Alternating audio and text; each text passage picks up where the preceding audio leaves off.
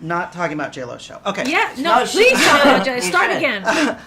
First of all, Yeah, exactly. the show in Exactly right. Vegas, I don't know how you do it. Thank you. That's very sweet. I have to take a Xanax after watching that show. I know. Okay, back to this movie. There is a level of female empowerment in this film because Yeah. a lot of women go through what you go through in this movie.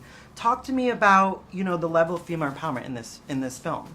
Well, it just breaks through so many things, right? This fact that she doesn't have an education and she's looked over for someone who has an Ivy League education. There's a fact that she's in her 40s and there's much younger people who can, are more educated, who do her job. It's the fact that she's a woman. There's so many things where you look at this film and you go, wow, anybody can relate to it. We've all been kind of prejudiced against at some point in our lives for one or several of these reasons. And so it's a very inspiring movie to watch this person at this kind of second act of her life thinking, maybe my life isn't going to be good and maybe it's just not going to be what I dreamed and about to give up. And then, with the help of good friends, figuring out and finding a new way and realizing that she could have done it all along, that it was always in her power. Mm-hmm. And I think that's an inspiring thing. It's such a good, feel-good holiday movie. And then also, too, that I just thought of this. Yeah.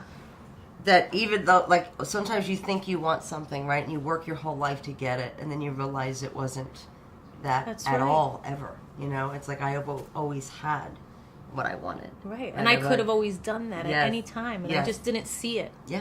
Yeah. Are you both good at giving people a second chance, or are you like... Too good. Yeah, me too too. Good. We are so bad I forgive at people 2 minutes later. Yeah. And it's like...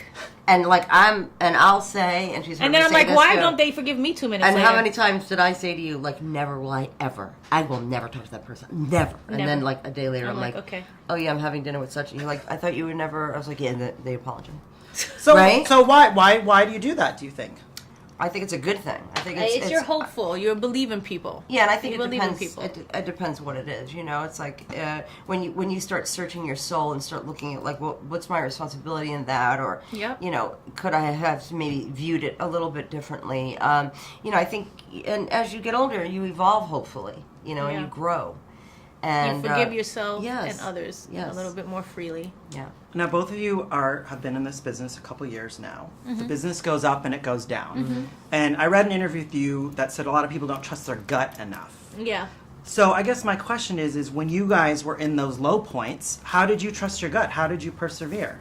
We didn't. We had each other. We had our family. That's true. We spent many a night, kind of trying to figure out where our lives were going. Yes. Much like Maya in this movie. Yes. Just like, where am I going? And I thought it was going to be this, but it's not. And how do I do that? And again, getting back to the point of following your gut and finding it within yourself and realizing I have the instincts and the power to do whatever I want and to make anything I want my life to be.